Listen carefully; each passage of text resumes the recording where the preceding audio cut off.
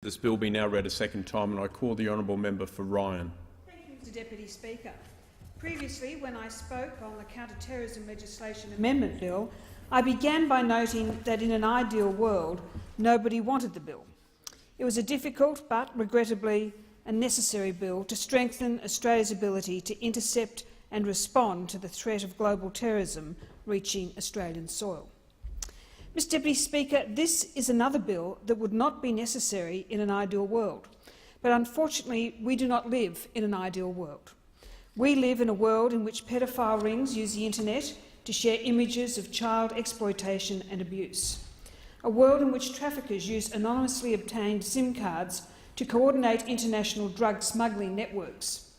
And a world in which terrorists use the internet and mobile networks to attract and indoctrinate potential recruits and to command them to carry out acts of indiscriminate mass murder. This is an unfortunate reality of today's world, to which Australia is not immune. It is the job of law enforcement agencies to intercept and disrupt these operations to the best of their ability and using the tools at their disposal. And it is the job of parliamentarians, as representatives of law-abiding residents, to provide them with these tools in a manner which best maintains the safety and security, but also the privacy of the innocent. It is this concept of privacy that I wish to now address, as it has dominated much of the public debate surrounding this bill. Colleagues in this place will know already of my strong commitment to individual rights. In my maiden speech, I spoke of my core belief that government must provide the environment to give individuals the opportunities to create and succeed, but not to unreasonably interfere or to restrict the freedoms and rights of individuals.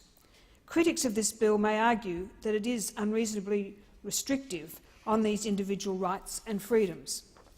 To them I make this simple point. In a free society, freedoms and rights do not extend to infringing the freedoms and rights of others.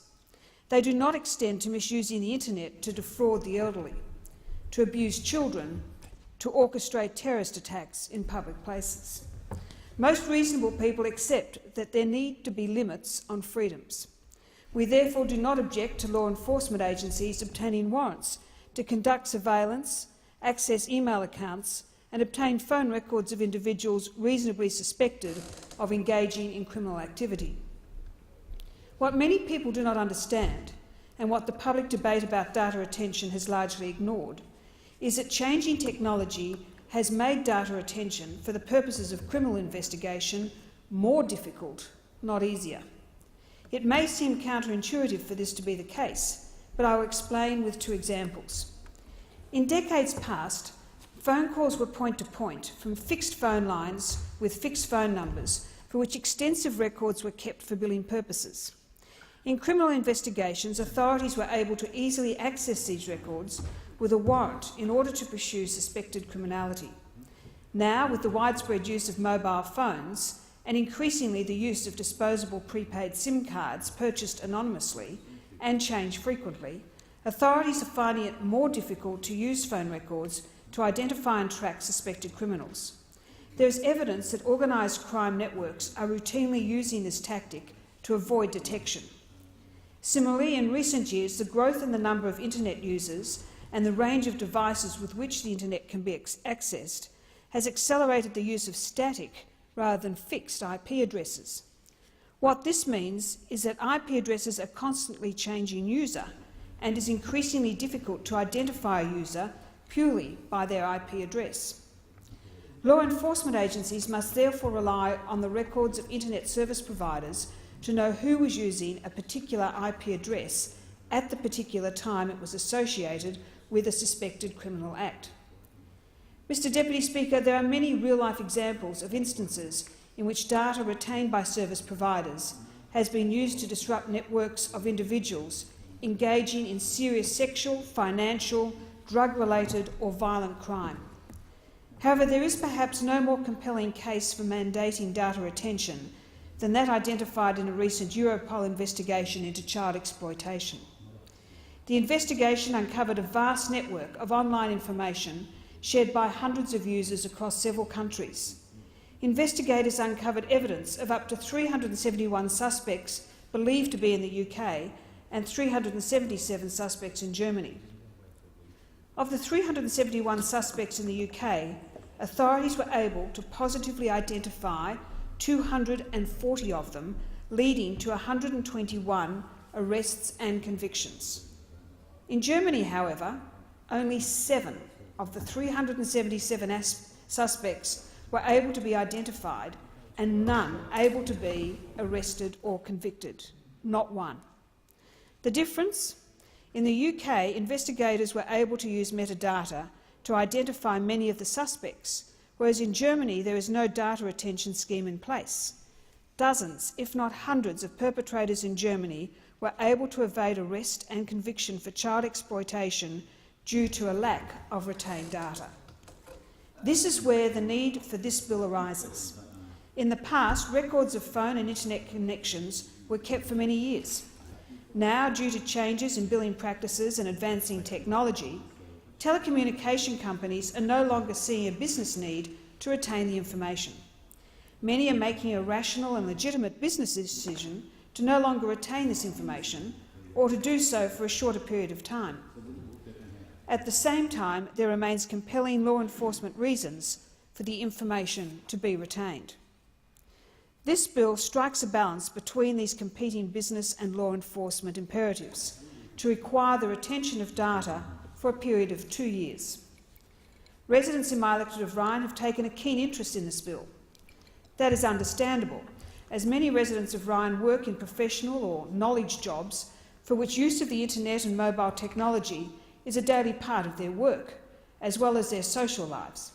They have followed the public debate on data retention closely.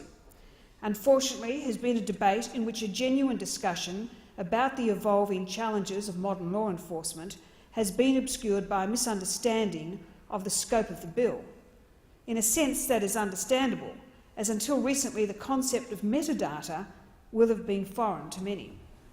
It is perhaps best to define metadata not by what it is, but by what it is not.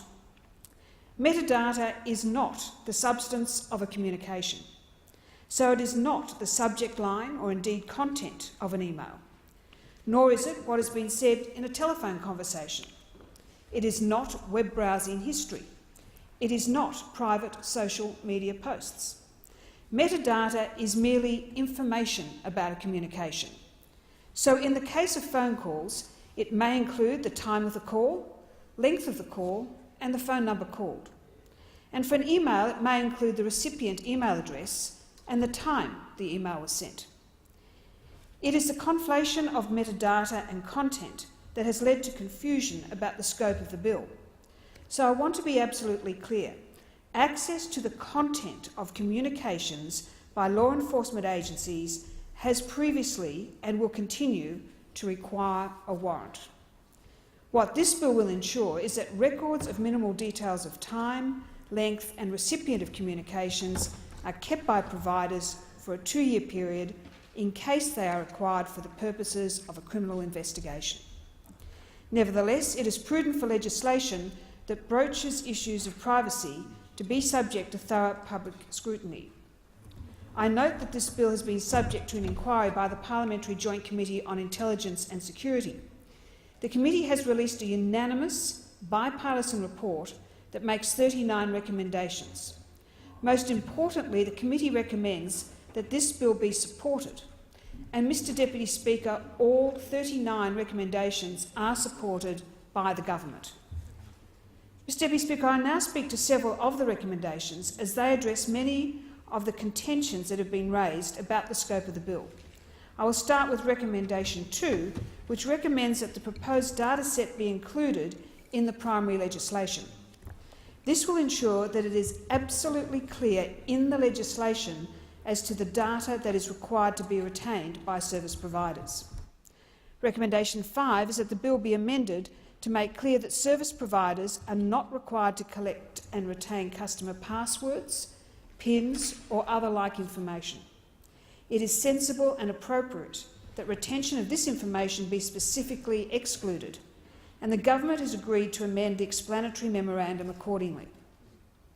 Similarly, recommendation 7 is that the bill be amended to make clear that service providers are not required to keep web browsing histories or other destination information for either incoming or outgoing traffic. The government will amend the explanatory memorandum to make this clear.